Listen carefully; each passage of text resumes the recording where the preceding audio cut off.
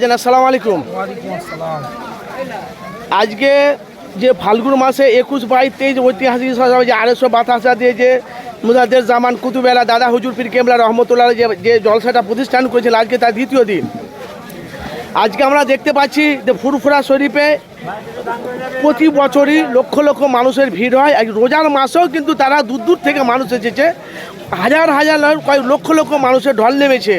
আমি এখন ফুরফুরা শরীফ বড় হাফেজ সাহেবের দরবারের সামনে আছি, সে মাজারের সামনে।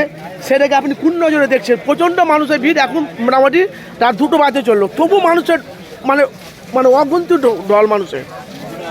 আলহামদুলিল্লাহ, ফুরফুরা শরীফের 21 ঐতিহাসিক মুজাদ্দেদুজ জামান দাদা পীর কেবলা রহমাতুল্লাহ আলী ইসালে সওয়াব, এই জলসা আল্লাহ পাক কবুলিয়াতের জায়গায় পৌঁছে দিয়েছেন। সর্বপ্রথম জিনিস হলো, এই জলসা কোনো মানুষকে কেন্দ্র করে নয়, আর কোনো মানুষকে স্মরণ করে নয়।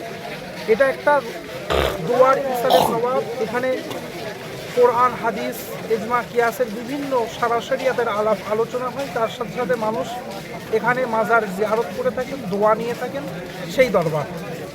আর এই দরবারের গত বছর পর্যন্ত রমজান শরীফ হয়েছিল, এবছরও রমজান শরীফ আছে। আল্লাহ শুকরিয়া, মানুষের ঢলের দিক থেকে কোনো রকম কমতি নাই।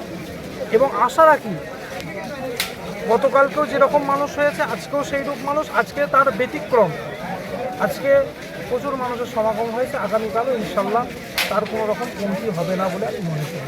আপনার দরবারে ইফতারে মোটামুটি আপনাদের কিছু মুরিদান আছে, কতটা মানুষের সঙ্গে হয়েছিল কালকে? আজকে দ্বিতীয় দিন কতটা মানুষ হয়েছিল?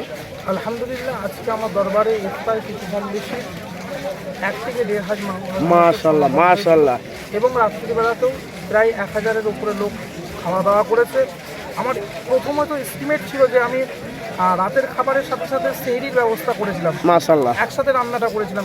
এমন একটা পর্যায়ে তৈরি হয়ে যায় যে আমার সেহরির খাবারটাও রাতের মানুষ খেয়ে নেয়। বাপরে মাশাআল্লাহ। তার জন্য প্রচুর পরিমাণে খাবারের প্রয়োজন পড়ে যায়। এখন অলরেডি আমার দরবারে রান্না চলছে সেহরির জন্য। মানুষের আনাগোনা এখনো চলছে, মানুষ এখনো ঢুকছে। দরবার পরিপূর্ণ হয়ে গেছে। আল্লাহ শুকরিয়া। কবুলিয়াতের দরবার আমি পূর্বেই বলেছি, এই দরবারটা হলো কবুলিয়াতের দরবার।